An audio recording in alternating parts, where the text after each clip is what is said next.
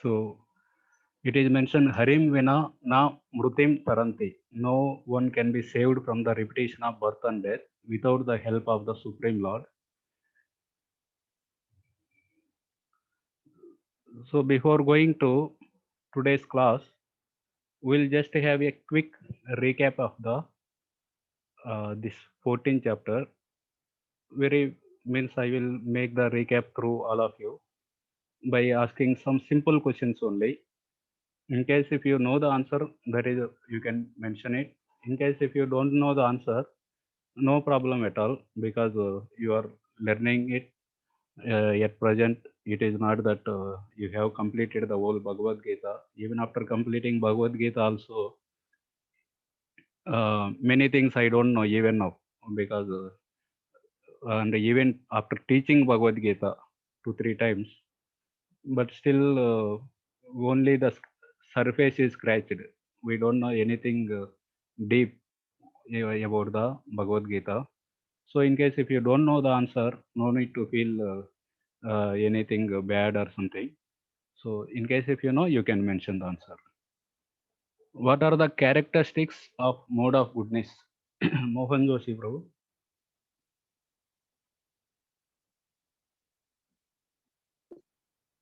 The characteristics of mode of goodness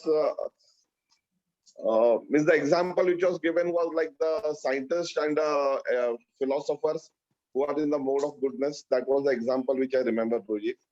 Yeah, very good. Correct answer.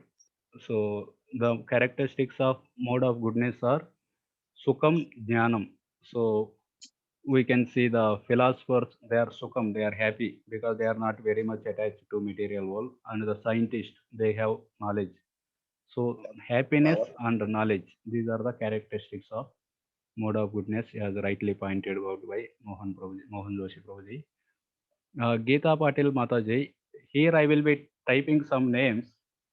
I noted these names from the participant list, but some of you might have joined using your wife mobile, so name may be different. So in case if the name is different, still you can understand what is the name through which mobile you have joined. Please answer accordingly. Geeta Patil Mataji, what are the characteristics of mode of passion? Generally, people who are in the mode of passion, they hanker for material enjoyment and sense gratification, and they want honor, and yeah, that's it. Probably. Yeah, very good, correct. The hankering and attachment, Trishna and Sangha. So, as rightly pointed out by Geeta Patil Mataji, these are the, for mode of goodness, Sukham Jnanam, and mode of passion, Trishna and Sangha. Hankering and attachment, yes. Jairam Iyer Prabhuji, what are the characteristics of mode of ignorance?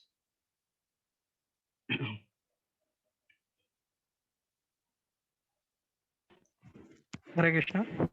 Yes, Prabhuji. From a person in mode of ignorance, he is oblivious to the realities of the world. He has practically no interest in having a sense of consciousness. Yeah. And he is in a mode of negativity, you can say. And practically his endeavor to come out of it is very minimal. Yeah.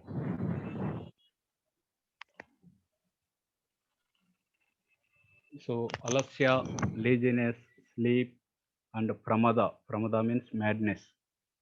Laziness, sleep, and madness.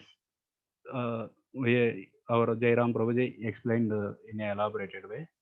Basically, pinpointed these are the qualities. Sukham Jnanam for mode of goodness, Trishna Sangha for mode of passion, for mode of ignorance, Pramada, Alasya, Nidra. So these are the characteristics. What is the destination of person in mode of goodness after death? Radha Ramana Priya Prabhu.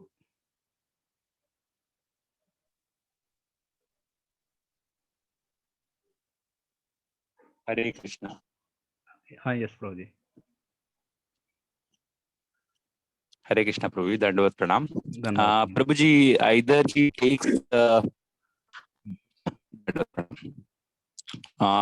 takes birth into the richest family and he progress or family of the Brahman, and he progresses in the spiritual path. Okay.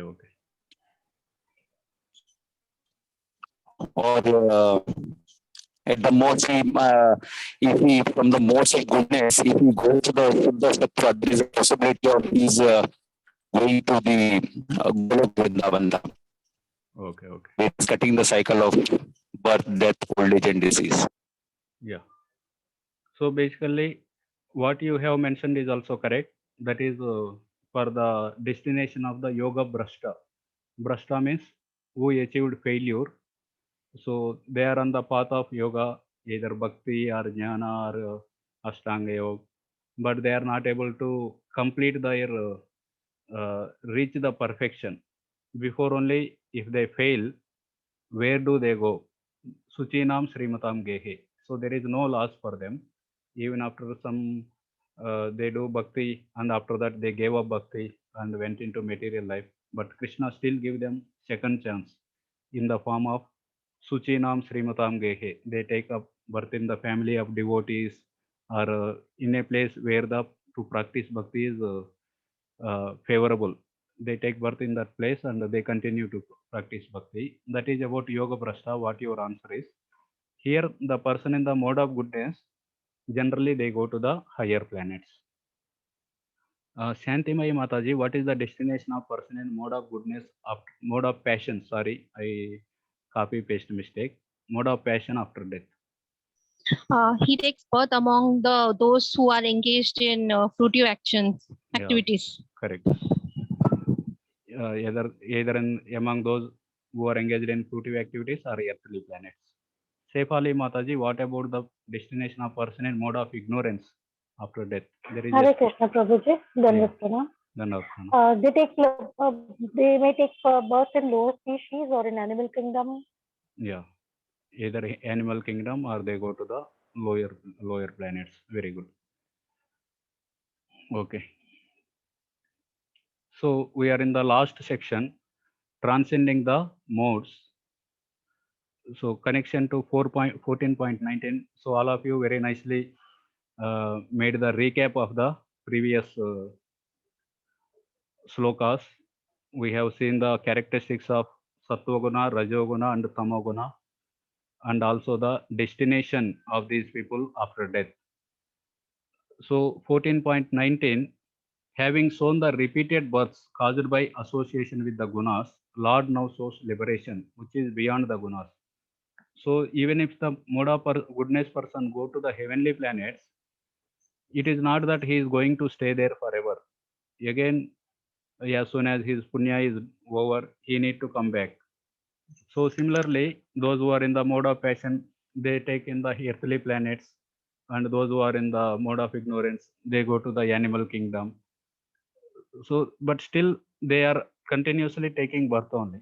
They are repeated birth. Whatever the mode, liberation is not there. They are continuously. But what about the how to come out of these modes? That is described from now onwards. Nanyam gunebhya kartaram yada drashtanupashyati gunebhyacha param vetti madbhavam sodhigacchati. When one properly sees that in all activities no other performer is at work than these modes of nature, and he knows the Supreme Lord, who is transcendental to all these modes. He attains my spiritual nature. So, na anyam gunebhya kartaram. Kartaram means doer. Na anya means other. Na anyam, there is no one gunebhya other than the gunas, kartaram, doer. So he understands everything is done by the gunas only. There is no one else. Yada drushtanu in that way, anupashyati means seeing. In Ishopanishad also that word comes. Anupashyati means continuously seeing or seeing by following the acharyas. Drushtana Pashyati, one who sees that modes are the only doer. Gunebhyascha param veti. So madbhavam sodhigachyati. So that person attains my nature, my spiritual nature. Adhigachyati attains. So this is the translation. Purport Srila Prabhupada writes, one can transcend by understanding these signs properly by learning from proper souls. Real spiritual master is Krishna because he is giving knowledge to Arjuna. Therefore, learn the signs from one fully in Krishna consciousness. Otherwise, one's life will be misdirected. Know your real position and how you are entrapped in the modes and become fixed in Krishna consciousness by the help of spiritual master's instruction, and then surrender in Krishna consciousness helps to overcome the modes. So this is what Prabhupada writes here.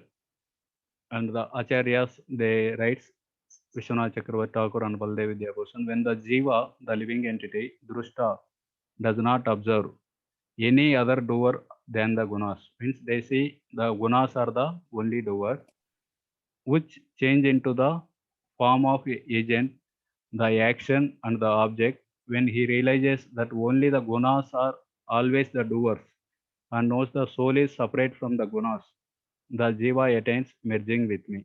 That is madbhavam. So basically, the how they look at this world is the soul is the separate from the gunas. So whatever the activities are being done in this world, they are done by the gunas. But I am the spirit soul. I am different from the gunas. So, and he just observing what is happening. It is like a neutral person who is observing. Okay, this now passionate thought came and it went. Now goodness thought is coming. It goes. So like that, he keeps observing, thinking that it is the gunas which are doing. So that person attains the Krishna. So we'll have a small activity. When someone badly insulted or disrespected you, or when you found some good amount of unattended money, or when you got some money unexpectedly. So in those situations, any such situation is there, if you want to share, you are welcome.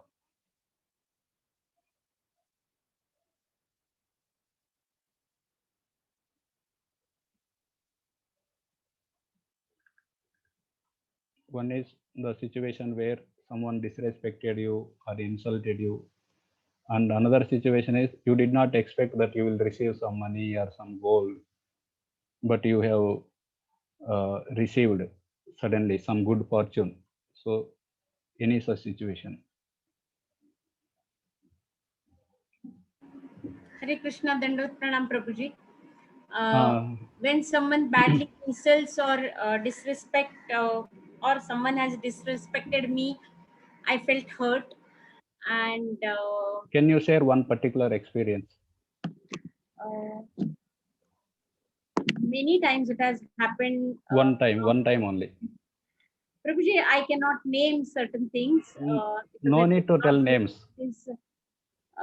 Relatives, many times they do that. The house members sometimes do that in the fit of anger. But sometimes even the close friends, they also do that. And that time you feel hurt more than anger. The hurt predominates, and that time you feel hurt. You sometimes cry also. Sometimes you have the urge also to back answer, but many times you hold it back. So that is. And I don't have experience of finding the good amount of unattended money, Prabhuji. But if I get that, I will definitely donate to temple. Okay, very good.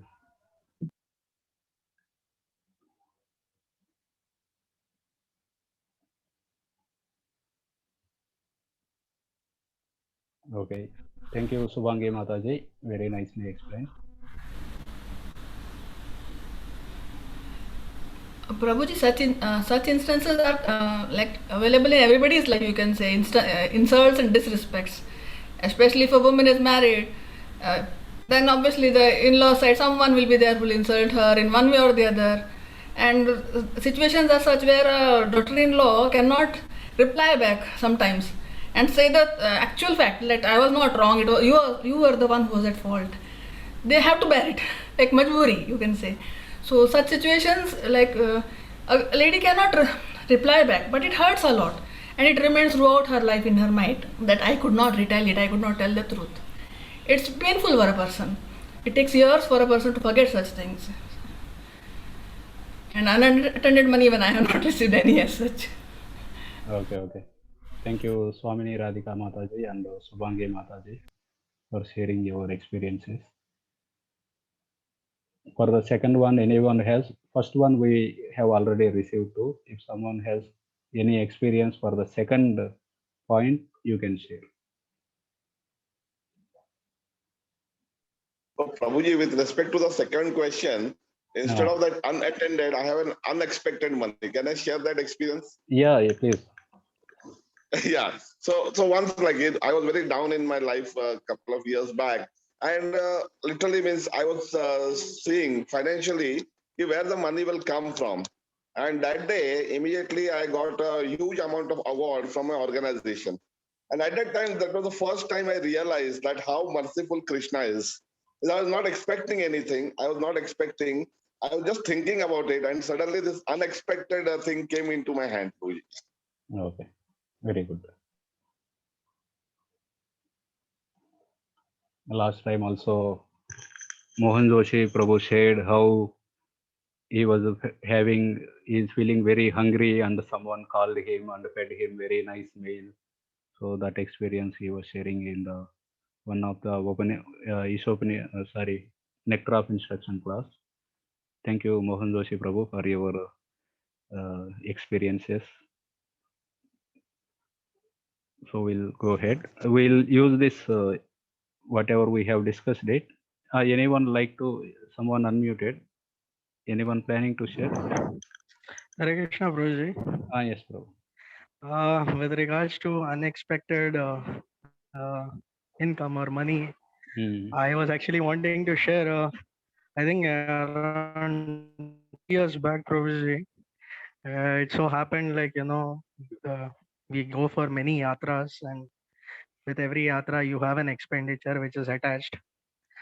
So it so happened like my sister, she was coming from abroad, and she made plans like, we could go to Mayapur or Tirupati or something like that. But I was a little reluctant because I was thinking that already I have done 2-3 yatras, and I had spent a good sum of money behind it. So I was little reluctant to undertake it. So, but then she said, Nani, you have faith in Krishna and you come, and trust me, you will have great sales happening for you. So although I went a little reluctant initially, but then when I went for the yatra, I was totally into it, and I prayed deeply. And you will not believe, Prabhuji, after I came from yatra, the next 6 months was so amazing. I mean, I had great sales and a good amount of business, and it was more than what I expected actually. How you felt? I just felt at that moment that if we have a little more extra faith in Krishna, many times we weigh our spiritual versus material, and always at the back of our mind, the calculation, the sum of money is always ringing some kind of bell. But when we truly and completely submit, then sometimes, Krishna does wonders in way that you never expected. Although that is not to say that, we are praying to Krishna for achieving material gains, but many a times it even comes to us as a byproduct. So that is one of the things I felt I should share. Thank you, Jairam Prabhu. I forgot your initiated name. It's Jay Giriraj Das Prabhu. Thank you. Okay, Prabhu. So we will use these experiences in the future verses.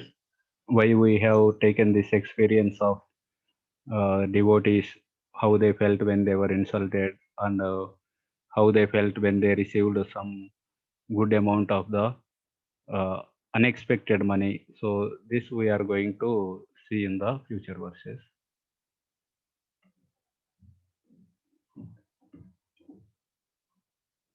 So till now we are in the 14th chapter. Previously, many places the word dehi might have come. Dehi nosmin yata dehi, kaumaram yavanam jara. Smita Vengsarkar Mataji, can you tell what is the meaning of dehi?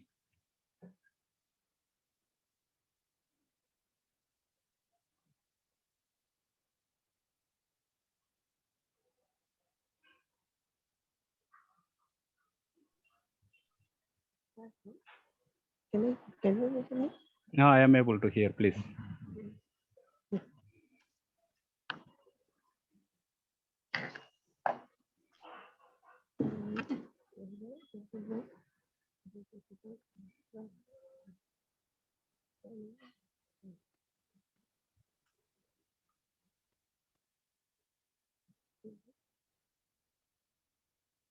In case if you don't know the answer, no problem at all, because we are Hare Krishna. You know the answer.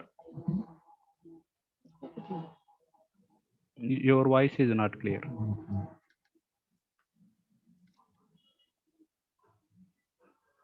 Okay, Mataji. In case if you don't know the answer, no problem, because we are focusing on the English translations. We did not go through much into the. Anyone like to answer? They can tell. Hare Krishna, Dehi means owner of the body, Yeah, very of the good. embodied. Yeah. So one who lives in Deha, that is called Dehi. Dehi means the one who is living in the Deha. That is also proper translated as embodied. Embodied means who is inside the body. That is the soul. So Dehi nosmin yata Dehe. Just as the soul travels from boyhood to childhood to old age, similarly the soul travels to next body. So that is how the Dehi word comes. I asked this question because in the 20th sloka, this word Dehi comes. That's why I asked this question. So we'll see the 20th sloka. Gunanetan atitya tren dehi deha samudbhavan janma mrityu jara dukkair vimukto mrutamasnute. When the embodied is the same thing this Subhangi Mataji mentioned. Dehi means embodied. Embodied means the soul who is within the body. There can be soul in the spiritual world who is not in the body, but they are only soul. So that's why here embodied is the word is mentioned. Being is able to transcend these three modes associated with the material body. He can become free from birth, death, old age, and their distresses, and can enjoy nectar even in this life. So when someone transcends these three modes, he is considered as the Jivan Mukta. Although he may be within this material world and in the body, he is traveling with us on the train, or he may be in the your neighbor, anywhere. You may not be able to identify, but if he transcended the modes, so he is actually enjoying the nectar even in this life. That is so Srila Prabhupada writes, result of realizing this knowledge, that is the result of transcending the modes, one becomes liberated, free from distress. Devotional service in Krishna consciousness is a sign of liberation from material entanglement. Devotional service in Krishna consciousness is a sign of liberation from material entanglement. So Prabhupada is writing, even if we are doing bhakti, that itself is also at least as long as we are doing that bhakti, that itself is a liberated situation. Because bhakti is done by the people who are in the spiritual world. So if we are doing that in the material world, 2 hours you are chanting attentively, means 2 hours you are liberated. That is, you are actually in the liberated situation. One can release nectar even in this life, enjoy life on spiritual platform. Text 14.20 explains how to release transcendental position even in this body. Dehi indicates that even within the material body, by advancement in spiritual knowledge, one can be free from the modes of material nature. So it is not that only after death one can overcome the modes. Even while staying in the body, one can be beyond the modes.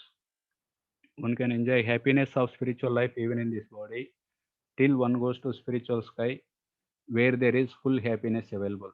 So he waits for the spiritual sky, but even here he is Jivan Mukta. So now we'll go to the next we are in the last section of this particular verse. In Bhagavad Gita 2.54, Arjuna asks 4 questions about Sthita Prajna. So what are they? Naveen Pujari Prabhu, did you remember?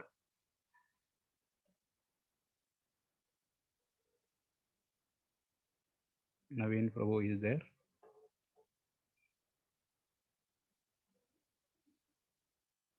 Okay, Naveen Prabhu is not there.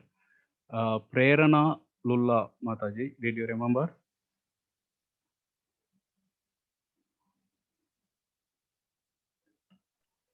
Hare Krishna, Prabhuji. Hare.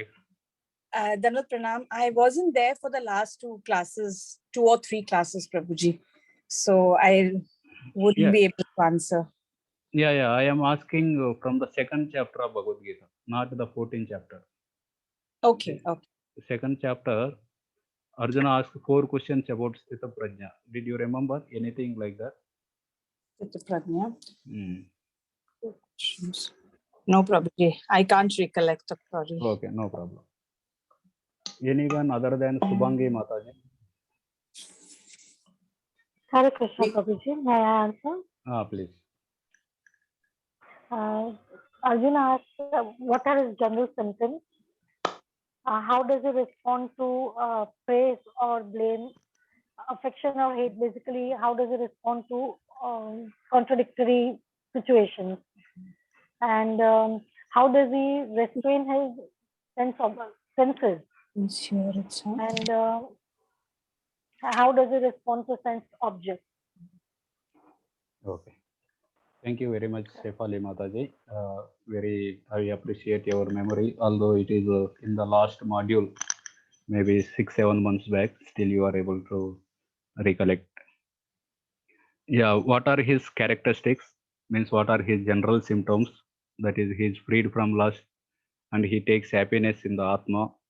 And how does he speak?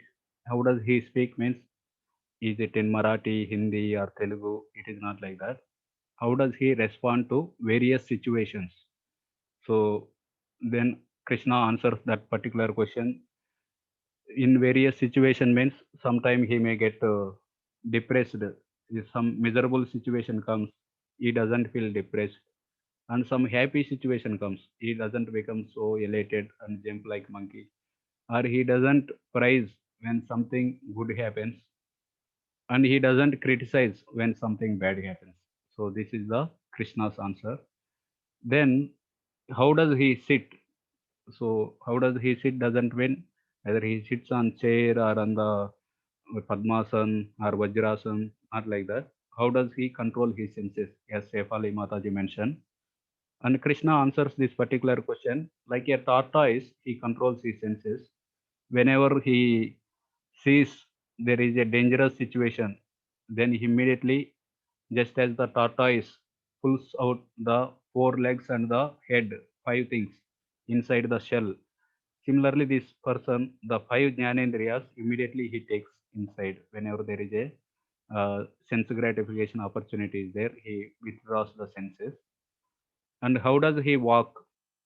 Means how does he engage his senses? One thing is controlling the senses.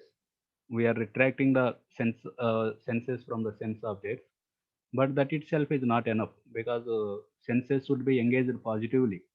Otherwise, just restraining them is not a solution.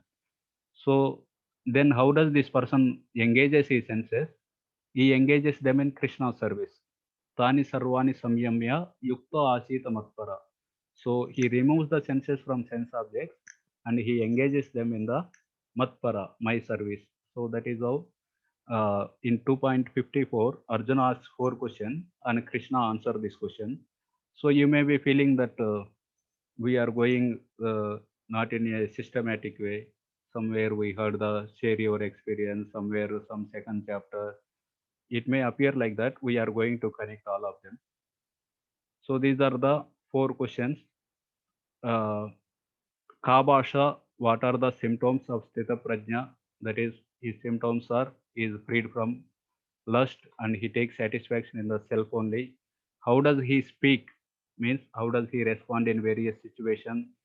When there is a good situation, he doesn't praise, or when bad situation, he doesn't criticize it.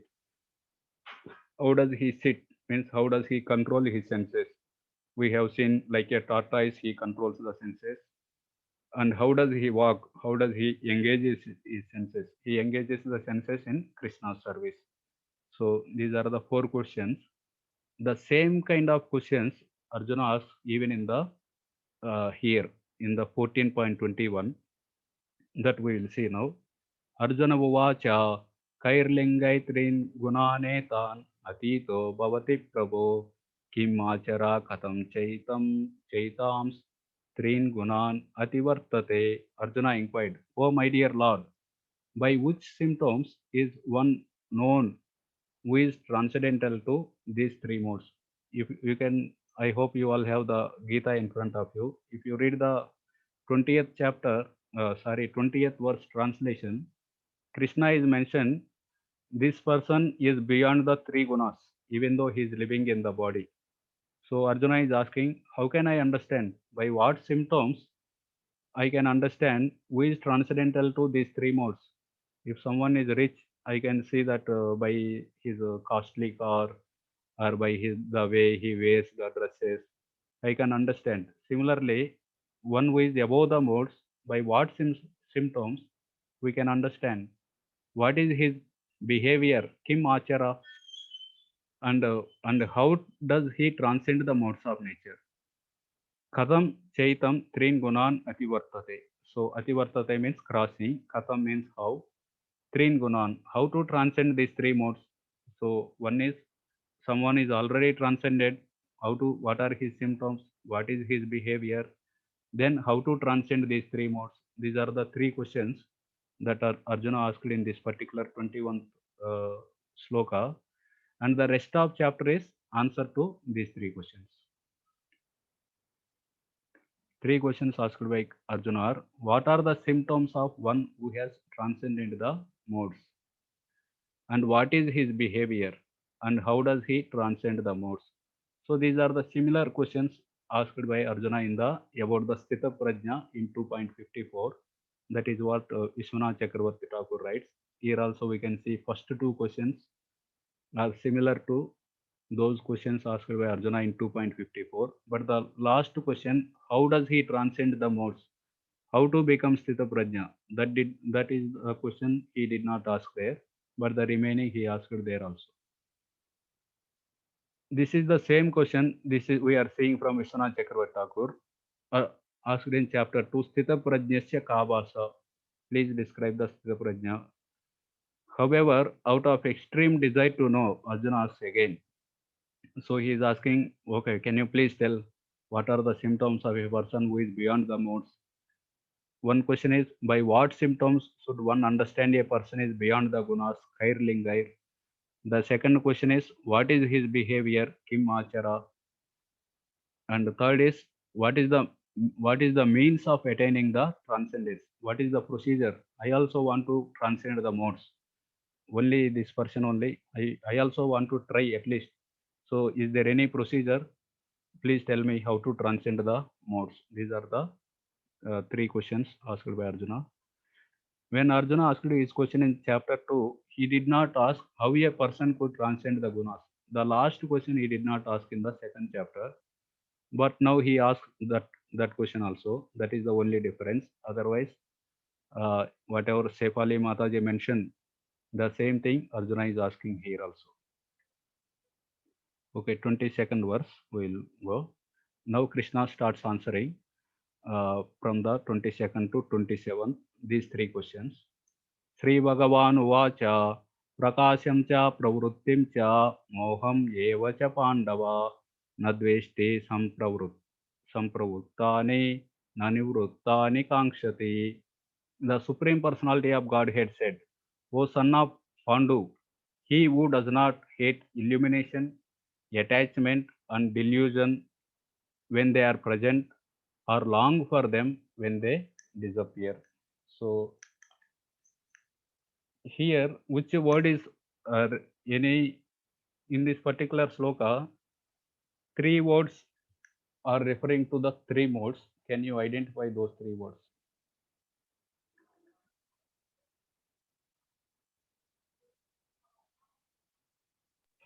Hare Krishna, Prabhuji. Hare Krishna. So Prakasham may be for Satguna, Sattvagun. Moham is for Rajasic. Okay. And I don't know about Tamogun, I'm sorry. Okay.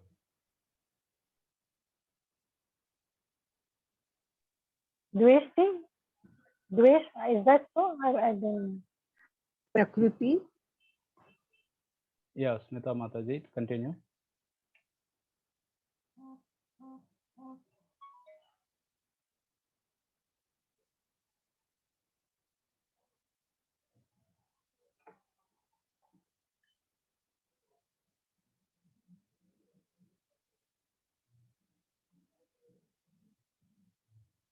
Okay. Here actually illumination is there. Prakasha means illumination. Illumination is which guna? Goodness. Sattva. Sattva. Attachment. Pravrutti means attachment. That is which guna? Rajagun. Moha means illusion, delusion. That is which guna? Tamam.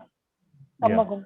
Yeah. These are the, basically the three modes are given. Prakasham, Pravrittim, Moham. So these three modes, Prakasham cha, Pravrittim cha, Moham eva cha Pandava, na dveshti sampravruttani, na nivruttani kankshati. So instead of mentioning the three modes, Sattva, Raja, Tama, the effect given by these three modes are mentioned.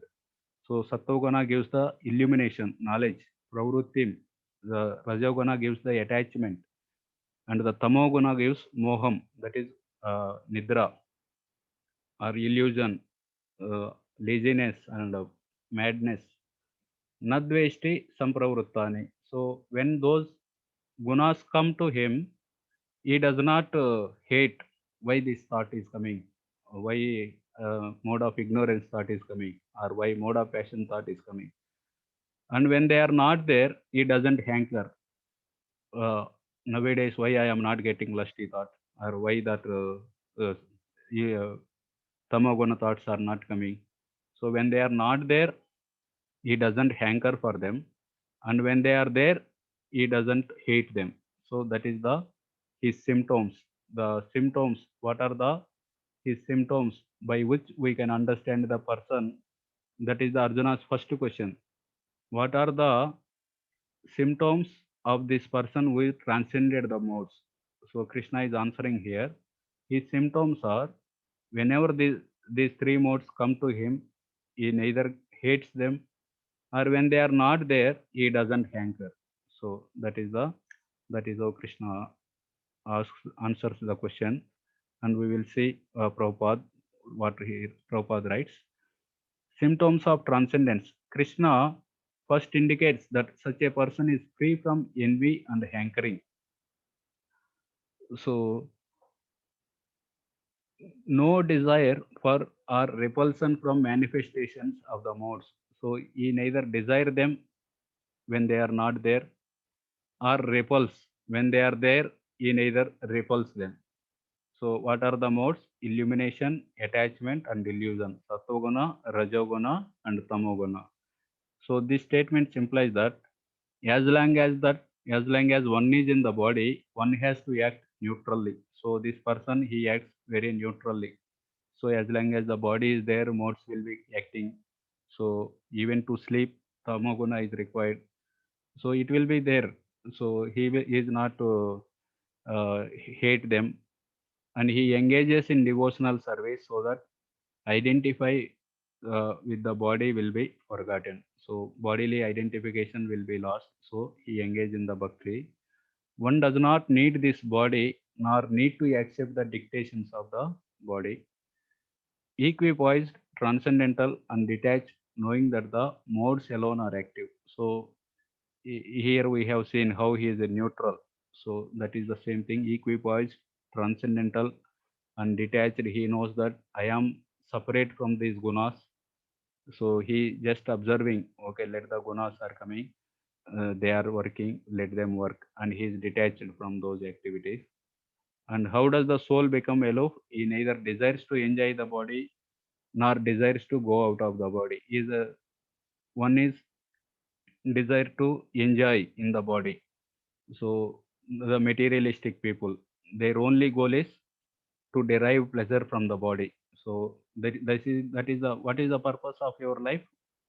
Then they say that purpose of life is to derive as much pleasure as possible from the body, either by eating or by doing some other uh, coming in contact with the various, bringing our senses with the contact with various sense objects. They want to derive the pleasure from the body. But the some of them are jnanis. What they are very mukti kamis. They are very much they are frustrated in the material world. They just want to leave the material world. They want to go and merge in the Brahman. This material world is miserable place. This they just can't tolerate it. But this person who is above the mode, he neither desires to enjoy the body or at the same time nor desires to go out of the body also, because he is already Jivan Mukta.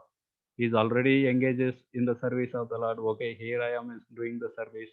That is what one of the Anantacharya, when he was bitten by the snake, then the all the disciples come and tell, please go and ask Balaji, he will protect you. He tells no, no, and he makes continue to make the garland, and finally he takes the garland to Balaji. Then Balaji asks him, why are you not taking care of the body?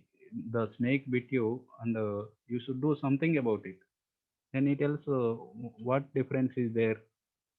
If the poison works, I will take, I may die, then I will take bath in the Viraja river, and I will make garland for you in the Vaikunta. In case if the poison don't work, I will go and take bath in the Pushkarani, and I will make garland for you. I will do the same thing only, either in this life or in the next life. So that is how these devotees, they neither desire to enjoy the body nor desire to go out of the body. So their behavior, dealings, now we are going to see the Prabhupada purport only, because Prabhupada, actually if you see the Bhagavad Gita there, Prabhupada gave all the 22, verse number 22 to verse number 25 together, but the other acharyas, they separated them. That's why I gave the only 22nd verse here, but the purport we are going to see for all the verses, but it will not create any confusion, don't worry. So his, otherwise we'll go back and come back here. We'll go ahead and come back here.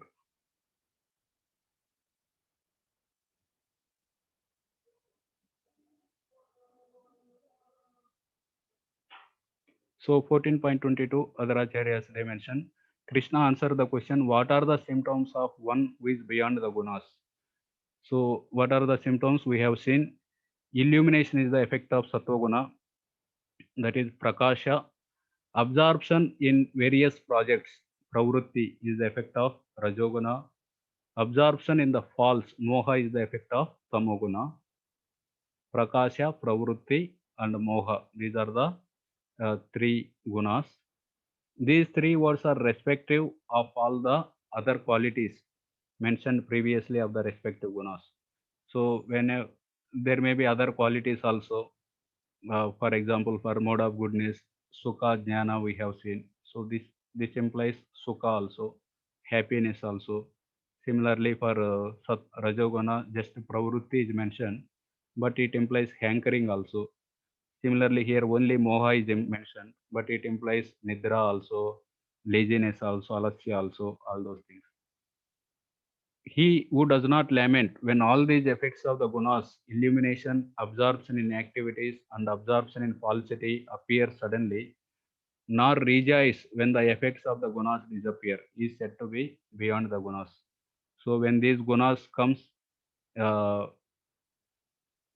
absorption in activity, falsity appear suddenly, this, he does not rejoice he doesn't lament when why these thoughts are coming, nor rejoice when the effects of gunas disappear. So that's why he neither want to enjoy the body nor want to get out of the body. So these are the symptoms, Arjuna, by which you can understand a person who is beyond the gunas. So that is what Krishna answers here. He who does not hate the appearance of knowledge, the effect of sattva-guna, action, the effect of rajoguna, or illusion, the effect of tamoguna, thinking that they will cause suffering by transforming into their respective effects. So basically, the thing is, when the gunas come, he doesn't lament. When they are not there, he doesn't hanker to get them. He does not desire their disappearance along with their products, thinking that this will cause happiness. Such a person beyond hatred and attachment is called a person beyond the gunas. The presence or absence of hatred or attachment cannot be known to others, but to oneself. So 23rd verse, in the Prabhupada book, they are together, but I have separated them here.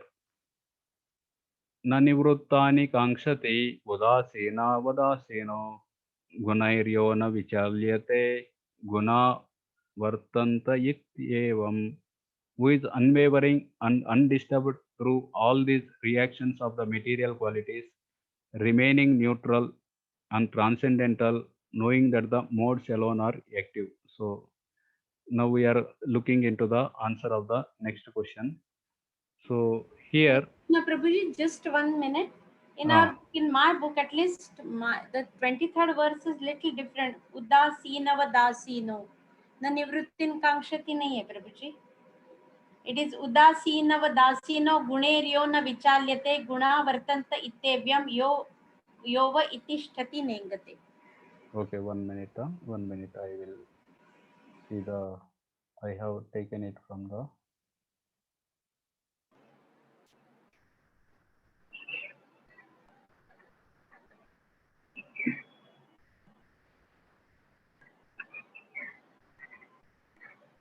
The last line has come. Okay, 22nd verse. Okay. Yeah, 24, 25 is okay.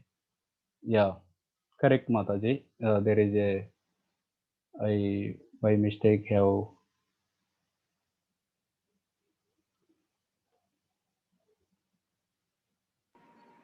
Last line of 22nd verse has come, Prabhuji. I think that. Yeah. Thank you for this.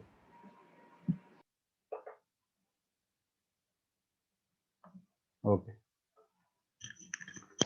Who is unwavering and undisturbed? Okay. Can you tell this particular verse? Udasena vadaseno. Anywhere else it comes in the Bhagavad Gita?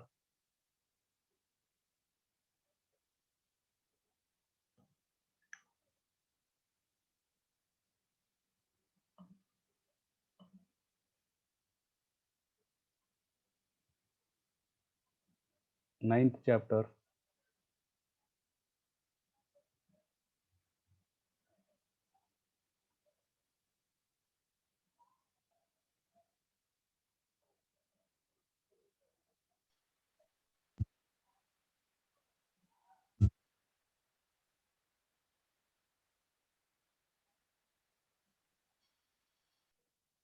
Okay. Hare Krishna, Prabhuji. Hare Krishna. That same word is used in 12.16. Anapeksha shuchir daksha udasino gatavyatha. Okay. And in 9.9 also, Prabhuji. Yeah. Udasina vadasina makta asaktam teshu karmasu. Yeah. What is the first line? Nacha mam tani karmani Nibadnante dhananjaya udasena vadaseno asaktam teshu karmasu. So there also it comes that udasin means basically neutral, means he is not at all, he neither hates nor hankers, that kind of person, neutral person. Udasenavat asino. Asino means situated. So he is situated like a neutral person. Gunair yona vichalyate. He is not disturbed by the modes. Guna vartanta ityevam yo avatishtati nengati. So what is the here written? Who is unwavering, undisturbed, that is gunair yona vichalyate, through all these reactions of material qualities, remaining neutral, udasena vata, and transcendental, knowing that the modes alone are active. So 1 minute, I will see the Nengati word meaning. Na ingati.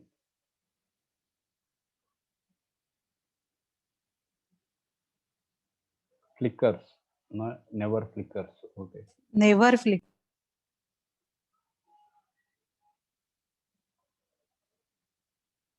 Okay.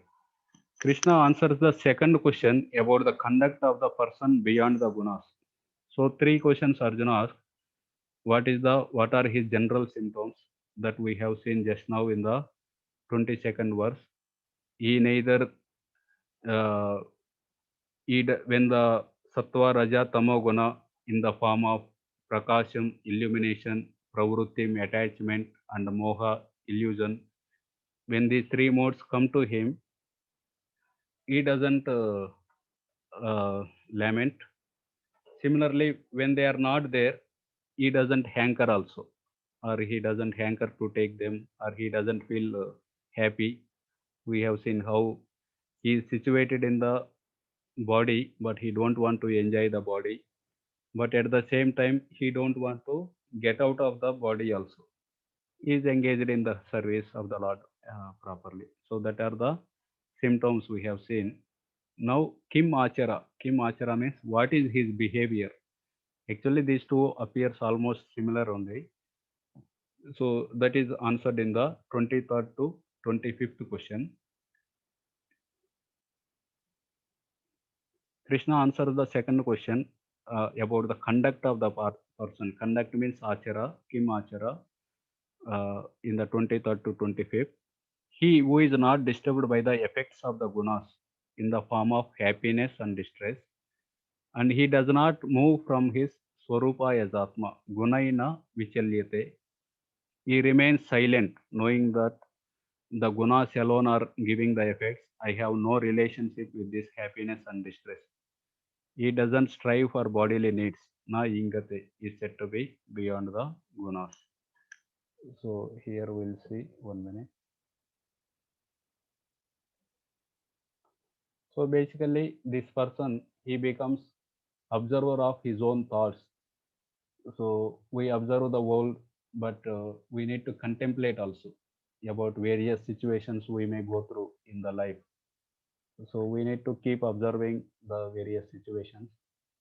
And when the lower thoughts comes, so we need to understand that, okay, this person, how he behaves, I am different from these thoughts.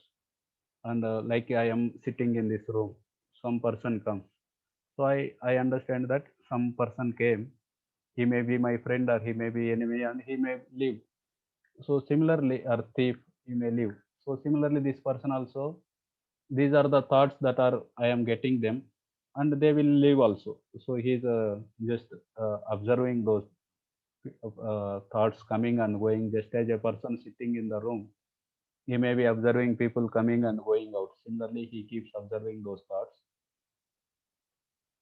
So for this observation, introspection is very much required.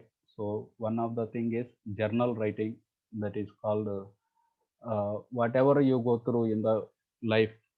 So just to take out some time and introspect what I have gone through this particular situation. Or a better thing is write it down. Keep a separate diary and whatever it may be. So for example, someone did a very wonderful service, and all the authorities, other devotees, they started glorifying that person. So general thought that comes is enviousness comes. Okay, why they are glorifying him? I could have also done this service more better actually. So when such thoughts comes, then that is okay, let it come. But this person who is above the most, he does not act only, but we are acting, we are not at that level. So we at least after the some lusty thought comes and we keep it into action also, then at least after the action is done, sit and contemplate what happened, how to avoid it in the next time. So that much we need to do. The person above the modes, he doesn't act only, but we are not at the above the modes. So we need to introspect when the lusty thoughts come, enviousness come, or various thoughts, good thoughts also. So we are seeing the situation where a person does very good service, and all the authorities and the other devotees are glorifying that person. Enviousness come. Okay, sit and write it down. Why I am feeling envious? Because a person who is a kadakar, who is giving a class, he doesn't compare with a person who is good at kirtan, and he doesn't compare with someone who is doing a job in stock exchange. Similarly, a stock exchange person, he doesn't compare himself with a cricketer, because we generally compare ourselves with someone who is good in our own field. So means I am feeling envious of this, means I am also interested in this particular field. So I am also good in this field. That's why I am feeling envious about this particular person. But what is the goal? Goal is to serve the Lord. Goal is to expand the mission of the Lord. So if this person is fulfilling that goal, then it is my goal also. My goal is also expanding the mission of the Lord. If this person is fulfilling that, then there is no contradiction only. So then that enemy will be disappear immediately. Oh, actually it is a very good for me. Whatever my mission, that mission only is expanding. Then another thought we can say that, okay, I am feeling envy, means I also want prize like that person. He is getting a very good prize from authorities. Maybe I also want from other people praising me. Means I want puja, labha, pratishtha. So we need to understand. Oh, but puja, labha, pratishtha, if I get, will it reduce? No, I want more. Just like adding a little ghee into the fire. Then it is, I want more and more and more. It keep increasing only. Is it good for my sadhana bhakti? Sadhana bhakti means somehow or other remember Krishna. But if I am running after puja, labha, pratishtha, getting name, fame, then where is the sadhana bhakti? So it is not good for me. So give it up. So we are here to glorify Krishna. So in that way, we need to sit and analyze. I am just giving an example how we need to analyze. So for this, journal writing is very important. I started in 2011 this journal writing, inspired by one senior brahmachari. He encouraged us in his classes. It helped me. So in case if it helps you also, you can, if you want to try, it is very good. I recommend it. So you can write various situations. Some lusty thoughts come, some anger comes. Write that situation and make a plan how to deal with it, because that kind of situation will arise in the next time also. So if we make a plan next time without getting succumbing, we can come out of that. Not only negative things, positive things you can write. You can, if you see some good qualities in others, for example, Saif Ali Mataji, she remembered the second chapter questions, so she has a good memory. You can note it down. Or someone did something for you, someone gave some prasad from Jairam Prabhu went to various holy places and he brought prasad, he gave you. Note it down as a gratitude, he gave me the prasad of the Lord. So in that way, journal writing can be not only negative things, even the positive things. In that way, we can observe our thoughts. We can keep observing the thoughts. Whereas this person who is beyond the modes, he is not at all affected only. He is just observer only. He never take it into action. But we may take it into action, but at least after action is done, we need to come back to senses and see what has happened and try to improve our situation. So we'll go to the next verse, 24 to 25. Samadukka sukha swasta samaloshtasma kanchana tulya priya priyoderas tulya nindatma samstuti मानापमानयोस्तुल्य तुल्यो मित्रारिपक्षयो सर्वारंभा परित्यागी गुणातीता स उच्यते. Who is situated in the self and regards alike happiness and distress. Who looks upon a lump of earth, a stone, and a piece of gold with an equal eye. Who is equal toward the desirable and the undesirable. Who is steady, situated equally well in praise and blame, honor and dishonor. Who treats alike both friend and enemy, and who has renounced all material activities. Such a person is said to have transcended the modes of nature. So this is the answer to the second question. The second question is, what is his behavior? His behavior is this. So whenever there is a happiness and distress, he regards it same. And there may be lump of earth, a stone, and a piece of gold. He sees all of them with an equal eye. And who is equal toward the desirable and the undesirable. Who is steady situated equally well in praise and blame, honor and dishonor. Who treats alike both friend and enemy, and who has renounced all material activities. Such a person is said to have transcended the modes of nature. So, on seeing such symptoms and conducts of the person beyond the gunas, one should describe that person as the beyond the gunas. One who merely talks about the possibility of being beyond the gunas is not said to be beyond gunas. So, how to understand one who is beyond the gunas? Not by the one who is explaining about this. So, for example, I am explaining to all of you. These are the symptoms. It doesn't mean that I am the beyond gunas. That is what Vishwanath Chakrabarti Thakur writing. You need to see the symptoms, whether he is, when there is happiness comes and distress comes, is he looking similarly? When there is a lump of earth, a stone, or a piece of gold, will he see them equal eye? Or when there is a praise and blame, honor and dishonor, is he equal?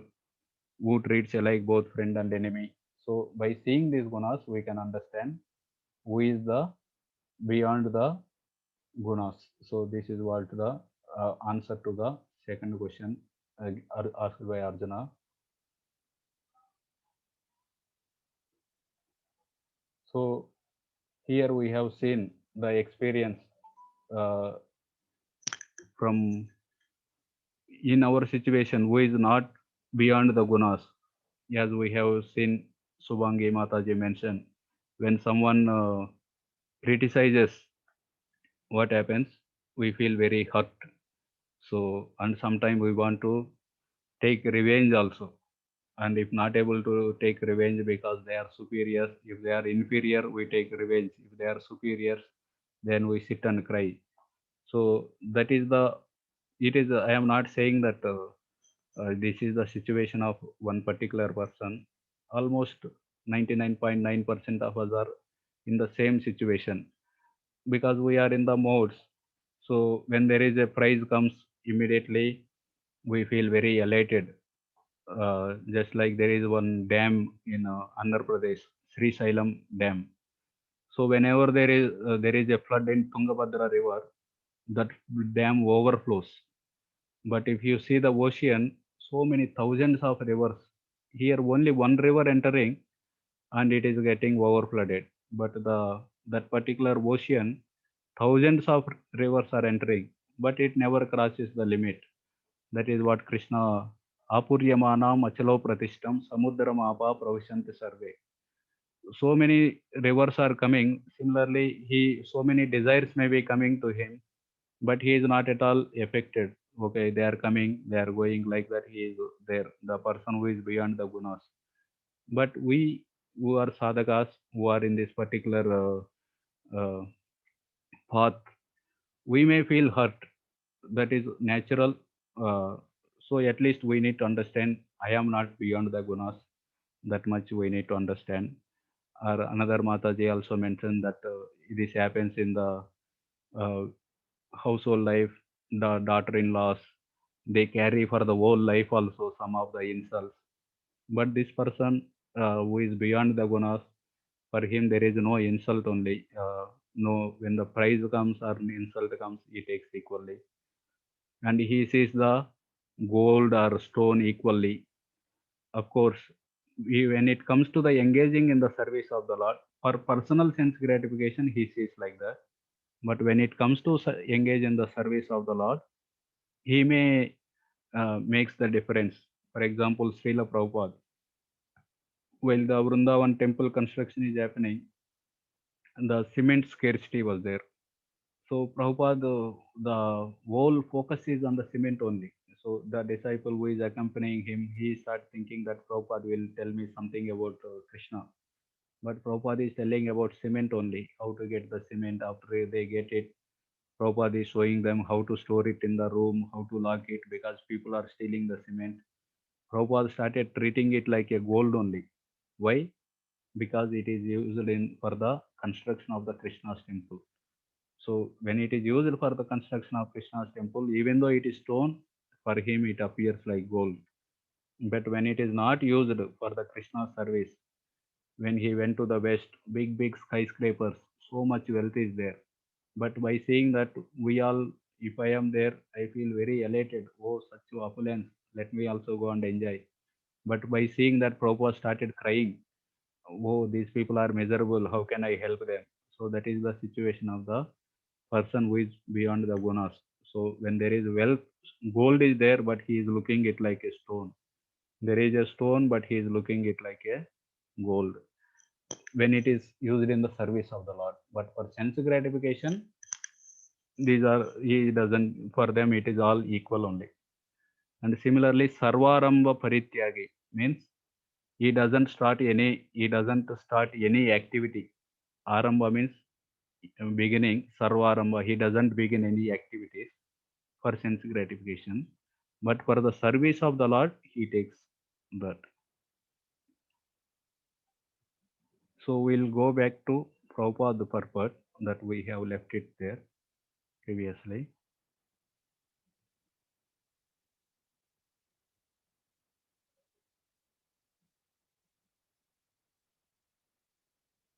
Yeah.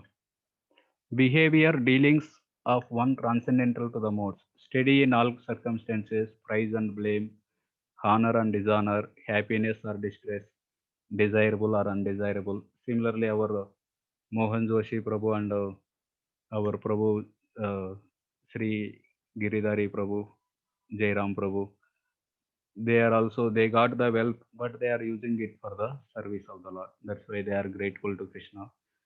So deals equally with everyone and everything, earth, stone, gold, except whatever is favorable for his duty in Krishna consciousness. They look at equal, but if it is favorable for his bhakti, he takes it.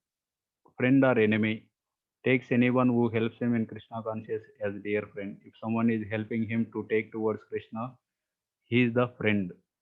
That is why Sumitra means actual friend. Who is actual friend? Lakshmana's mother. Why? When Lakshmana went and asked for the mother, please give me permission, I want to go to the forest along with Ram. She immediately agreed. She told, you have taken birth for this purpose only. So please go immediately. So one who engages their sons in the service of the Lord, they are the actual friend of that particular soul, the son. So Sumitra means the friend. Anyone who is taking us towards God, they are our friends. And he doesn't hate so-called enemies. And he is equally disposed and sees everything on an equal level. Our social and political issues do not affect him. He knows that he has nothing to do with material existence. He knows the situation of temporary upheavals and disturbances, and he doesn't attempt anything for his own sake, but can attempt anything for Krishna. So the last line, what is the Sanskrit word for this? He doesn't attempt anything for his own sake, but can attempt anything for Krishna.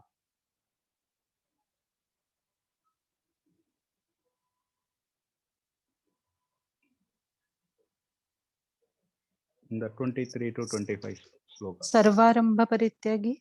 Yeah, very good. Sarvarambha Parityagi. Yeah, thank you, Geeta Mataji. I am asking questions because I don't know whether you are there or not.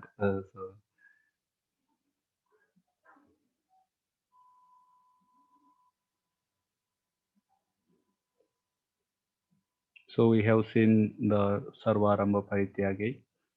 Criticism and praise are accomplished by words, whereas respect and disrespect are accomplished by someone else's body and mind. So basically, this using body, mind, and words, someone give us the various emotions.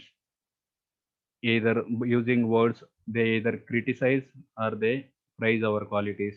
So when there is a praise, this person does not feel happy, and when someone criticizes, he does not feel unhappy also. So basically, these are natural qualities for a person who is beyond the modes. We are not like that, so we no need to imitate, but at the same time, consciously we can try to follow this. Okay, last time I felt so much hurt. Next time, let me felt a little hurt. Goal is here. I am here. Let me make one step towards the goal. So that is how consciously we can try to follow in the footsteps of this person who is beyond the modes. He gives up all undertakings, Sarvarambha Parityagi, as Gita Mataji mentioned, other than those essential for supporting the material body. Here Vishwanath Chakravarti Thakur is telling he will do activities only for supporting material body. But Prabhupada writes for us, for Krishna he do any projects, but not for himself. He should be understood to be actually beyond the gunas rather than one who talks a lot about conclusions. So this is what we have seen. This person is who is beyond the gunas, who is by seeing all these symptoms, criticism and praise, is he equipoised, disrespect and respect, is he equipoised. So by seeing that we can understand who is beyond the gunas, not by seeing the one who talks about this. So just by talking about it, and but not acting on it, one does not go about beyond the gunas. So we need to practice them, then one can go about beyond the gunas. So absolute truth can be realized in three aspects. What are they? Subhangi Mataji. Hare Krishna Prabhuji, Brahman, Paramatma, and Bhagwan. Brahman is all pervading, and we understand that God is not material, but He is spiritual. Paramatma, He is localized aspect, He is situated in everyone's heart, and Bhagwan, it is all pervading. Sarvasya Chaham Hrudi Sannivishtu. That is Paramatma, na? Sarvasya Yes, Chaham. I said Paramatma, yes. I said Yeah. Paramatma. Bhagavan. Bhagwan, Bhagwan is the means personal aspect. Sorry, he is the person. Bhagwan is the person. That the supermost aspect that we consider him as the person. Okay, thank you. So absolute truth can be realized in three aspects: Brahman, Paramatma, and Bhagavan, as Subhangi Mataji mentioned. Swamini Radhika Mataji, among these three, which is the highest, which is considered as the highest realization?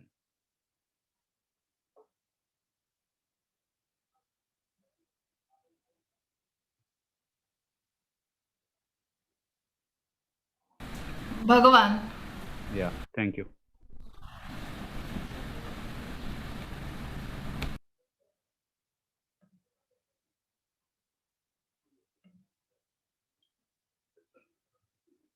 Previously, I saw one name, Sombatla Achyuta. I don't know whether this is the name of the person or joined with someone else's name.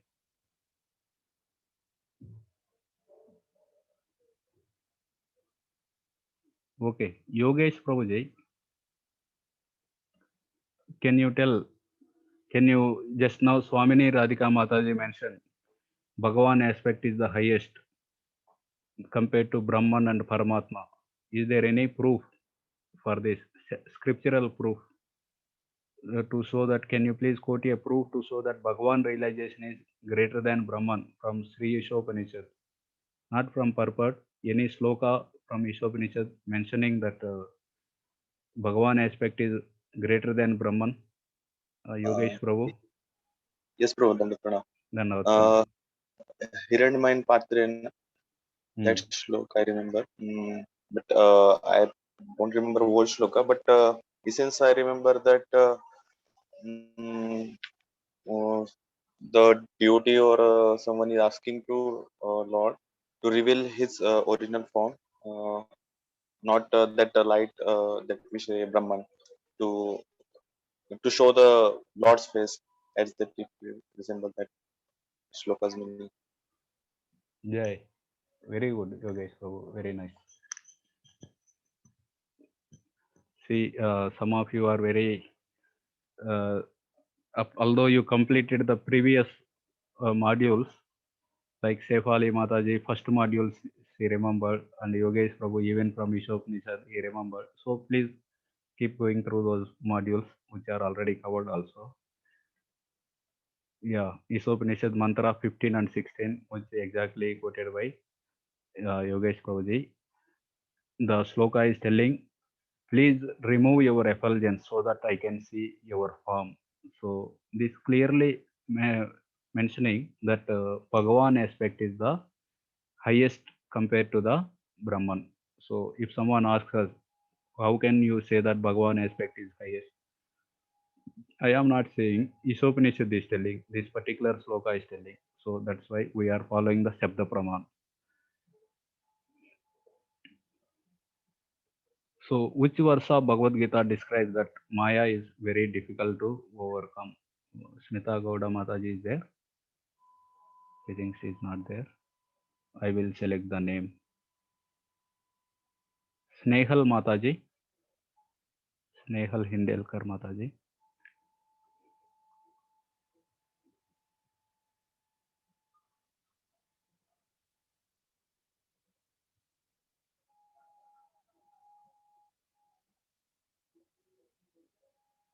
Are you there, Mataji? Snehal Mataji?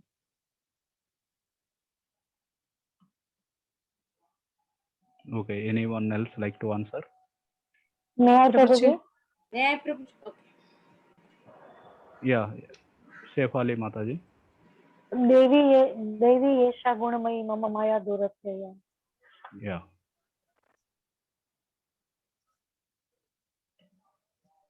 Devi Heshi Gunamaya Mama Maya Duratya. So connection to 14.26. The Lord answers the third question. What is the third question?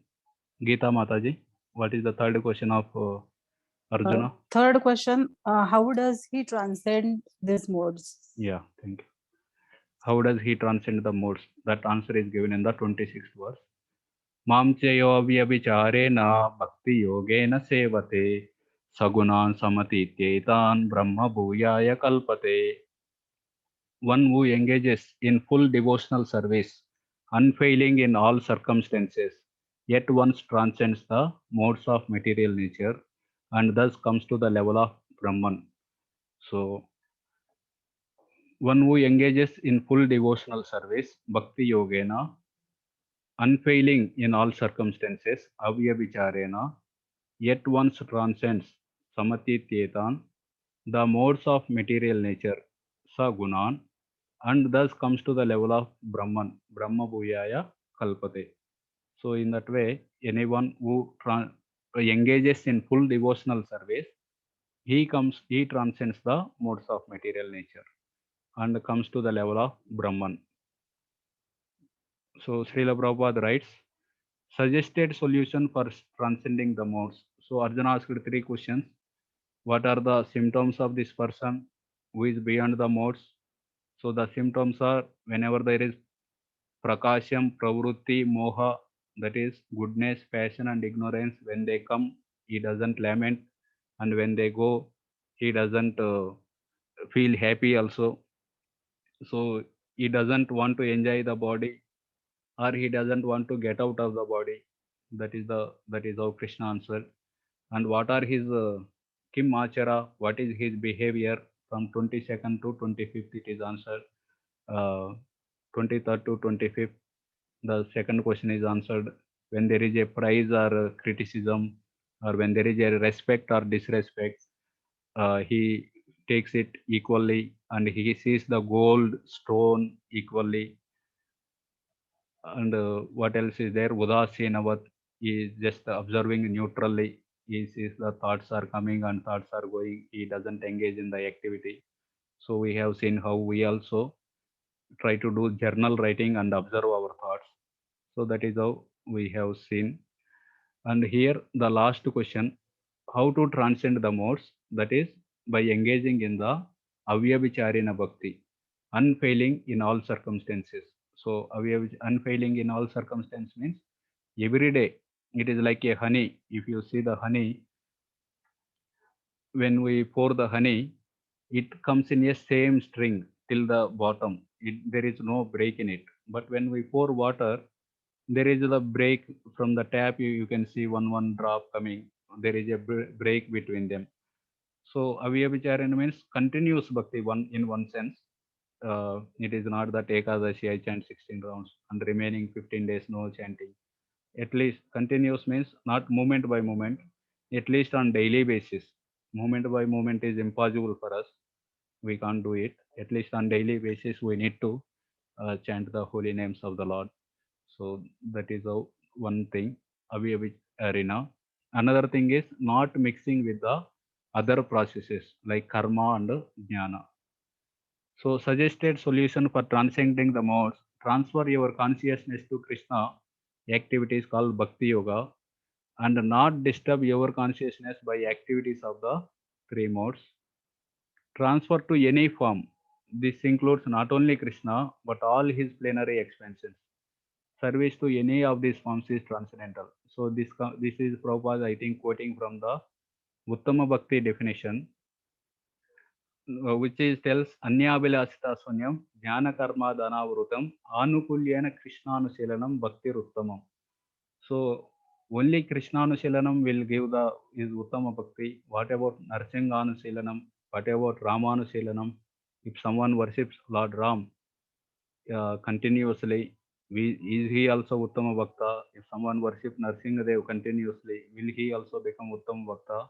Yes, they are also Uttama Bhakta.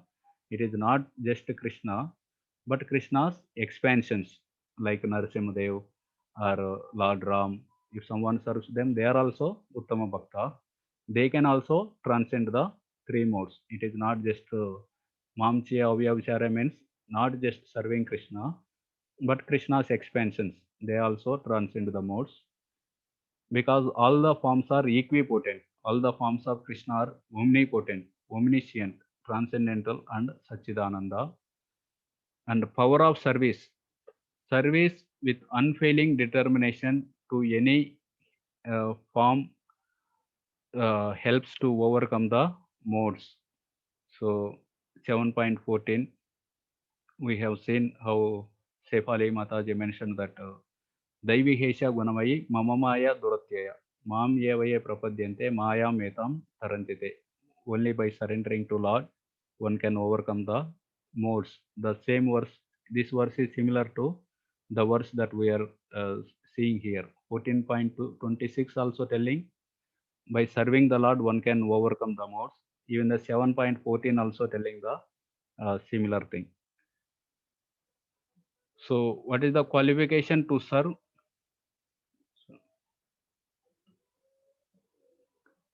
To be in Krishna consciousness implies acquiring qualitative equality with Krishna, Satchidananda, analogy, gold mine and a gold particle of gold. To be a personal assistant to the king, one must acquire the qualification. So no one, the king doesn't take anyone and everyone as his personal servant. He sees whether his interest match with my interest, because sometimes the king, they don't like when the Lord Ram, when he is traveling to the forest, before going to the forest, he gives various instructions to the because Sita Devi is not supposed to travel with him at that particular time. Later she takes permission and she travels. So before that only Lord Ram tells Sita, please stay with Bharat don't praise about me in front of the Bharat, because kings don't like when someone else is praised in front of them. And they even remove their sons if they are against their interest. They may remove the sons, and they may elevate the people who are coming from other families to the highest post if they are in line with their desires. So in that way, king doesn't accept anyone, everyone. Even if the son is against his interest, he removes him from a particular post. So if someone want to serve the king, he must have the same interest as that of the king. Similarly, here it is mentioned, Krishna consciousness implies acquiring qualitative equality with Krishna. So if you want to serve the Krishna, we need to be having that Brahma Bhuyaya Kalpate mentioned here, to become Brahman. Brahman means free from any material contamination. So because Krishna is considered as the Mangalanam cha Mangalam, Pavitranam cha Pavitram. So among all the purest things, he is the most pure, and among the most auspicious things, he is the most auspicious person. Among all auspicious things, he is most auspicious person. To serve such a person, one should also have similar qualities. Otherwise, with our anarthas, we may not be able to allowed to serve him. Here in sadhana bhakti, we can do definitely. Everyone is qualified to do bhakti in the sadhana bhakti. But to serve Krishna in the spiritual world, one should actually come to the platform of Brahman. Brahman means free from material contamination. So Vedic literature, one can attain the supreme Brahman by becoming Brahman, not by losing eternal individual identity. So individuality in the service is an eternal fact. Bhakti yoga means individuality is maintained eternally. Three things: the Lord, the devotee, the process of bhakti. All three must be there. Because if we are merging in the Brahman, means devotee is becoming the Lord. Then what is the need of bhakti? There is no need only. If I am only Lord, whom I will offer prayer, whom I will offer bhoga, there is no bhakti only. So, but in the bhakti yoga, all three eternally exist. Lord exists, and the devotee exists, and the relationship between them in the process of bhakti, that also exists. So here Kevala Bhakti means 100% Bhakti, Avyabhicharena Bhakti means 100% Bhakti, and there is something called Guni Bhuta Bhakti. Other processes are more than 50%. You might have heard Karma Mishra Bhakti, Bhakti Mishra Karma, Jnana Mishra, Bhakti Mishra Jnana. So when we say Bhakti Mishra Karma, karma is prominent more than 50%, and bhakti is secondary element. Similarly, when we say Bhakti Mishra Jnana, Jnana is prominent and bhakti is smaller in quantity. So they are called Guni Bhuta Bhakti. And there is something called Pradhani Bhuta Bhakti, where bhakti is more than 50%. So bhakti is more than 50% means like Karma Mishra Bhakti. So it is a bhakti is more than 50% and karma is secondary. Jnana Mishra Bhakti means bhakti is more than 50% and jnana is secondary. So here it is mentioned, to transcend the modes, one should do the Kevala Bhakti, 100% Bhakti. So here there are some quotations from the Vishwanath Chakravarti Thakur and Baldev Vidyabhushan. I did not go through them I did not get time to go through them. We'll just see whichever is matching to our whatever we have discussed, that much we will take. In this verse, the Lord answers the third question about the method of surpassing the gunas. He who serves only me, Mamcha, in my form as Syamasundara, the Supreme Lord, by Bhakti Yoga, he alone is qualified for becoming Brahman or realizing Brahman, Brahma Bhuyaya Kalpate. So, Mamcha means Krishna is particularly telling my Syamasundara. This statement is supported by the use of the adjective Ekaya in the statement Bhaktyaham Ekaya Grahya. I can be attained by Bhakti alone. So, this statement is also, it is not by jnana or it is not by karma one can transcend the modes. Mamchayo avyabhicharena. Only by bhakti one can transcend the modes. The same thing also come in the 18th chapter. Bhaktyaham ekaya grahya. Similar statement. And in the statement, Mam yevaye prapadyante maya metam tarantite. So just as Shefali Mataji mentioned, this statement also similar. Vishwanath Chakravarti Thakur quoting the same. Those who surrender to me surpass the material world. So these are the supportive statements for this particular verse. What type of bhakti yoga is this? It should be without deviation. Avyabhicharena. Vyabhicharena means in vernacular languages, vyabhicharin means sometimes called prostitute. Generally, prostitute means not stick to one particular person. Similarly, not sticking to one particular path. That is vyabhichari. Avyabhichari means sticking to this particular path only. That means it is without mixture of karma, jnana or other elements, because there are statements rejecting niskam karma and statements rejecting even jnana by the jnani in his final stage. So that is there. But there are no statements about the rejection of bhakti yoga anywhere. So we can see after some time practicing jnana, like the Kumaras, 4 Kumaras, they came to the bhakti platform when they smelled the tulsi from the lotus feet of Lord Vishnu. They gave up that process and they came to the bhakti. Similarly, a statement jnanam cha mayi sanyasit. So there are people who actually after people discard niskam karma when they are qualified for jnana yoga. Similarly, but there are no statements about the rejection of bhakti yoga anywhere. Bhakti yoga, it is not that by giving up bhakti yoga one can go to the other classes. No, there is nothing like that, because bhakti is the highest. Thus by bhakti yoga, after giving up even jnana, just as he has previously given by karma yoga, the jnani surpasses the gunas. There is no other means. So bhakti is the only process to cross the gunas. That is we have seen here.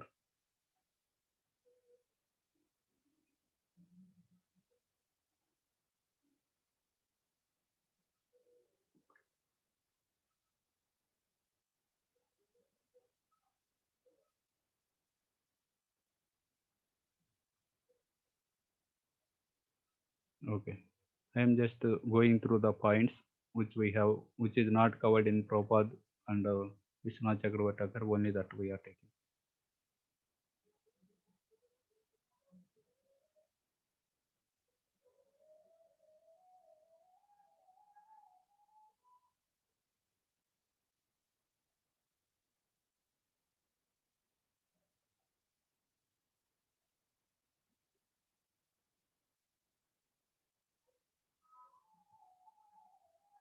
Okay, we will go to the next sloka. We have covered it enough. So, in which verse of Bhagavad Gita, material nature is described as inferior nature and soul as superior nature? Chandrakant Prabhuji.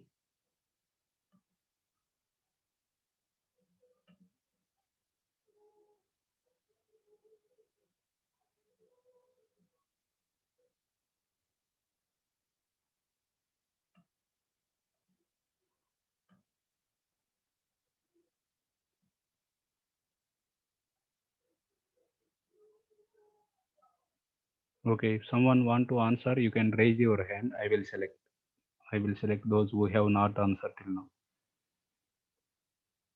In case if you know the answer.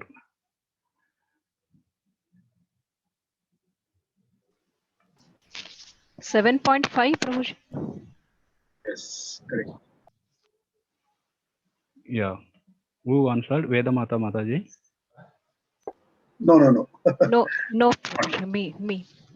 Who is, I don't know. Who is speaking? Jyoti. Okay. Oh, yeah, correct. Bhumirapu analo vayu kam manobuddhirevacha ahankara iti yamme pinna prakriti astada. Similarly, apareyam itastanyam. So these two verses mention that there are these 8 elements are inferior nature. And above this inferior nature, there is a superior nature, that is the soul, who is actually exploiting the material nature. Very good, Jyoti Mataji. So connection to 14.27 is, in the previous verse we have seen that person is coming to the Brahman platform, Brahma Bhuyaya Kalpate. But why would your devotees attain the impersonal Brahman? That doubt comes. Why the Brahman platform someone is coming? That is because I am also the basis of that famous Brahman. Since I am the supreme basis of everything, the meaning of Pratishtha is shelter, that upon which something is standing firmly. So here Krishna explains what is that Brahman. Brahmano hi pratishtaham amrutasya yasya cha shashvatasya cha dharmasya sukasya ikantikasya cha. And I am the basis of the impersonal Brahman. Don't think that Brahman is something different. I am actually that Brahman is, I am the basis of that Brahman, which is immortal, imperishable, and eternal, and is the constitutional position of ultimate happiness. So this is what we have seen. Our Suvangi Mataji mentioned that there are three ways to realize the Lord: Brahman, Paramatma, and Bhagavan. And among them, the highest is the Bhagavan realization. And Yogesh Prabhu mentioned that even the Ishopanishad tells that the 15th mantra and 16th mantra of Ishopanishad tells actually it is a Brahman is the effulgence which is covering his face. So the Swayambhu Manu there praying to Yajnavatar, please remove your effulgence so that I can see your form. So there it is clearly mentioned Bhagavan realization is the highest.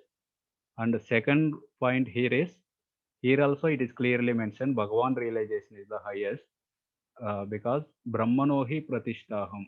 I am the one who is giving shelter to this particular Brahman. So the characteristics of Brahman are given: immortal, imperishable, eternal, and constitutional position of ultimate happiness. And Brahman is the first stage of realizing the absolute truth. Both Brahman and Paramatma are within the realization of the Supreme Person.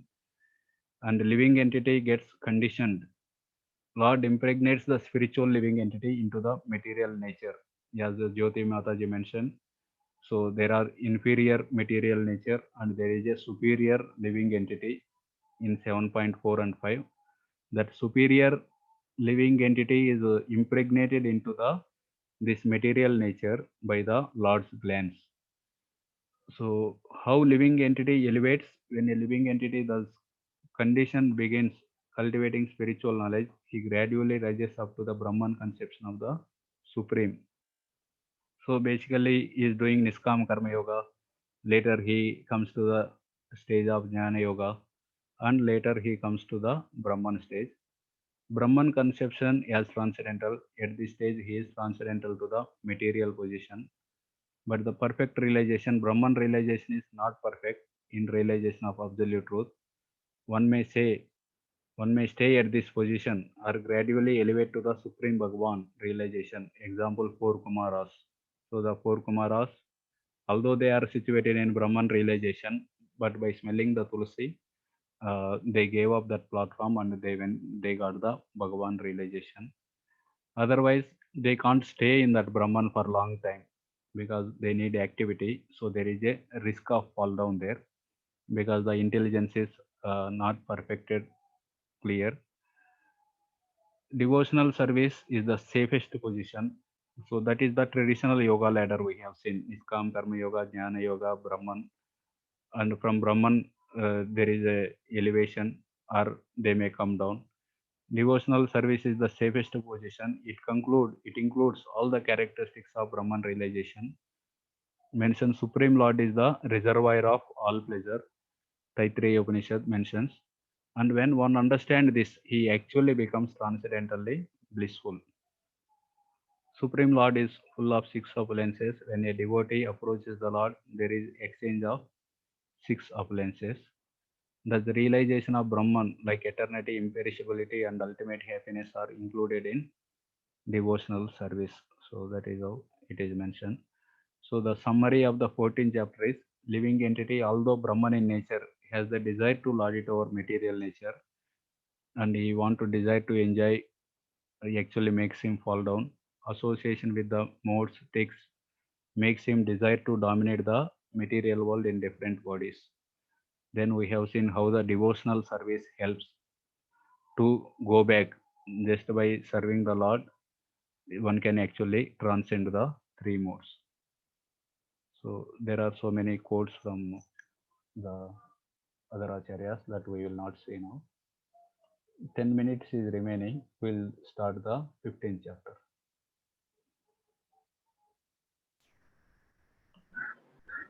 Prabhuji, Hare Dandot Krishna. Bhai Chaitanya Das. Yes, Prabhuji. Prabhuji, I will take you back to that verses 22 to 25, and wherein we discussed number of symptoms and the conduct of a person who has transcended the particular mode, three modes, right, Prabhuji?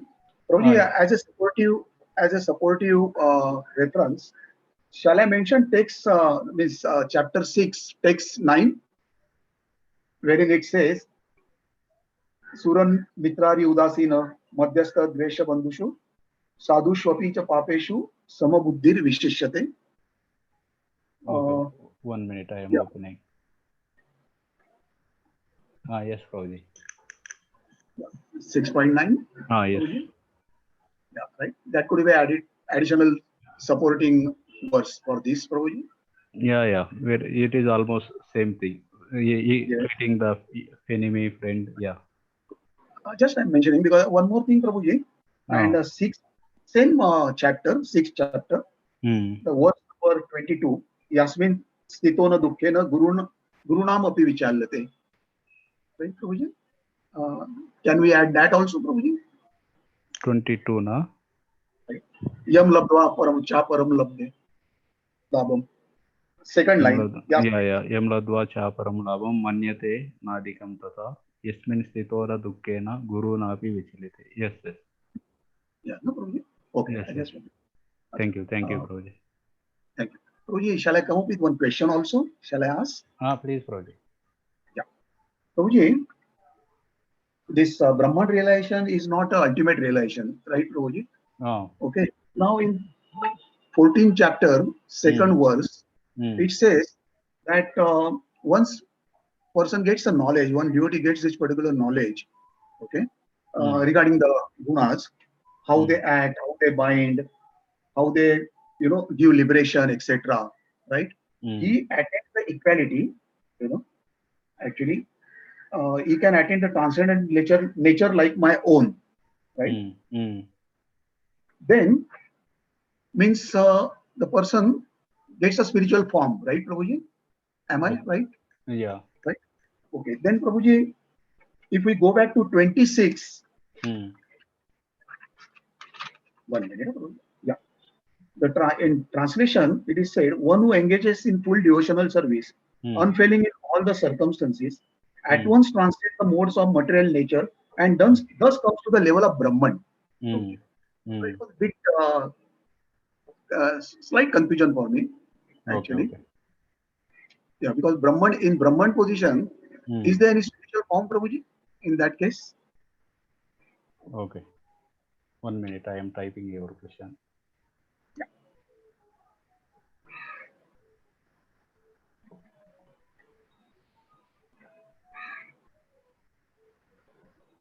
Yeah. Prabhuji's question is, Abhay Chaitanya Prabhuji's question is, it is mentioned that Brahman realization is not the highest realization, but at the same time, in the 14.26, it is mentioned that Mamcheyo Avyabhicharena Bhakti Yogena Sevate Sagunan Samatityetan Brahma Bhuyaya Kalpate. So one achieves the Brahman, it is mentioned. So in the Brahman also, do they have form, or what is the why it is mentioned Brahma Bhuyaya Kalpate? That is the question. So that is the question now, Prabhuji. Yeah, that is correct, Prabhuji. And a slight addition, in the start I asked regarding that text 2 of 14, chapter 14, text 2. It is given that after becoming fixed in this knowledge, one can attain to the transcendental nature like my own. Right, Prabhuji? That it means that spiritual form, Prabhuji, and spiritual sky, spiritual form, and equality in gunas, right, Prabhuji? 14.2, no? 14.2.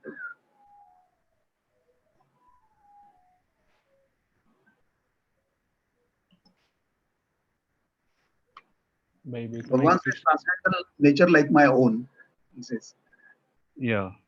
By becoming fixed in this knowledge, one can attain to the transcendental nature like my own.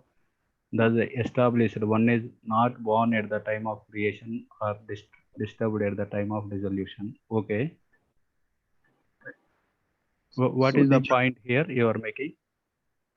Bhagavan, the Lord is saying that you can attain the transcendental nature like my own, right? Prabhuji? So that means Goloka, Prabhuji. That means? So the Brahman, then the Brahman stage doesn't come, na Prabhuji here. Okay, okay. What is meant by here? Madbhavam. Madbhavam, na? Okay. Not Madbhavam. Mama Sadharmya. Okay.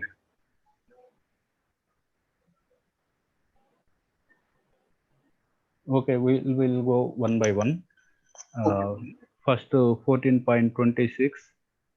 Why it is mentioned that the devotee, after doing the bhakti, he reaches the stage of Brahman. So that is the first question. Anyone like to give some your inputs in this?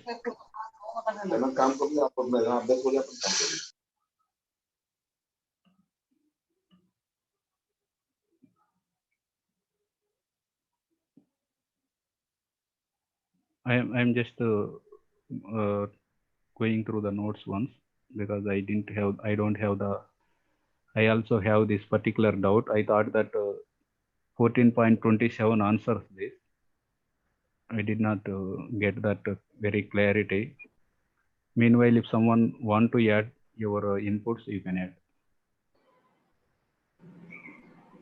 Prabhuji, in 14.26 in the purport, it is written that Brahman means material the contamination. qualification is to become Brahman or freed from all material contamination. So one can attain the supreme Brahman by becoming Brahman. This means that one must qualitatively become one with Brahman. By attainment of Brahman, one does not lose his eternal Brahman identity as an individual soul. So Brahman means it is not material, but it is spiritual only. That's what it is written. I don't know. Means. Yeah. Correct. What you told is correct.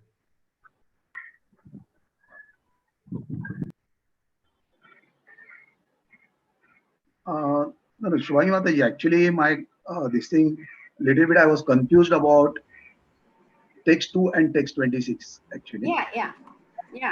I One got can, it. the Lord says one can attain to the transcendental nature like my own. Yeah. Right. After transcending these particular modes, getting full knowledge about these modes, how they act, how they entangle us, how they give liberation. Yeah.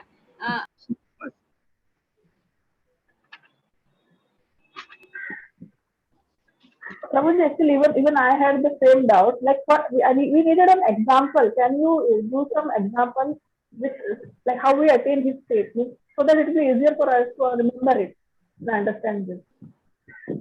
Okay. And in Brahman, regarding to this Brahman, like for a person who want to he reads this sloka and I just put this only. He says it's written Brahman, and people are saying no. So for that also to do more, can you provide examples? Is it a gradual progression otherwise? No. Gradual progression is that traditional yoga ladder where from Karma Kanda he goes to Niskam Karma, then Jnana. That person goes to the Brahman, definitely. But here it is clearly mentioned Bhakti Yogena Sevate. So he is doing the Bhakti Yogena Sevate.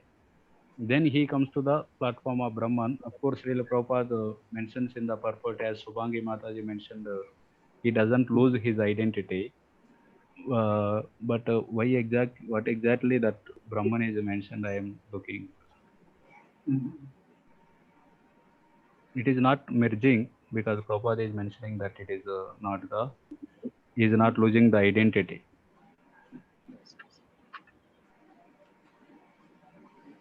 And in that verse 2, that purport, it is given that he attains the spiritual form, actually. In the second one? Second one. So Prabhuji, is it like this? Means we are attaining the Supreme Personality, but Brahman is one of the stage, and the person who knows the Paramatma, Bhagavan feature of the Lord, he does not fall down from the Brahman stage. So if we are not aware of the Bhagavan form of the Lord, then even if we reach the Brahman stage, we cannot go beyond that. So I'm trying to just speculate. Yeah, one who has knowledge of Bhagavan, he goes to the Vaikuntha planets, no? Yeah. So this is a process. This is a process. By the process, we'll reach the Brahman stage. And if you have the further knowledge, then you can attain the Supreme. Prabhuji, here it is qualitatively becoming one with Brahman. It is not merging with Brahman. Qualitatively means you are getting all those qualities which Supreme Personality has. It is not you are becoming one with the Brahman. You are only attaining those qualities of Brahman. That's what Prabhupada has mentioned. So becoming one with Brahman is different, and attaining the qualities of Brahman is different. So you get the spiritual qualities. That is the thing. That's what I have understood. Yeah, I agree with you, Mataji. I also have the same understanding. It is getting the similar qualities like that of Lord, but somehow that word Brahman is used, Brahma Bhuyaya, that is actually causing the confusion. Yeah, the same thing.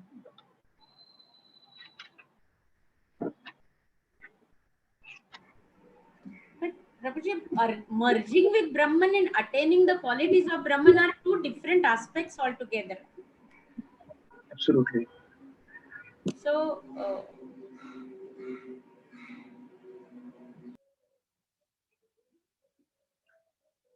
Yeah, okay, Prabhuji. Whatever Subhangi Mataji mentioned, that is actually clarifies this. I will just check with some of our friends also regarding this particular question, and I will mail. I have the Mohan Joshi Prabhu's ID. Okay. If I get some quality answer, I will. Other than this answer, if something I get, I will mail Mohan Joshi Prabhu. He can share in your group. Thank you very much, Prabhuji. Thank you. Prabhuji, because I was a bit confused because in the purport now, Prabhuji, Prabhupada is writing at the end, concluding para, but actually in the spiritual sky, one attains a spiritual form.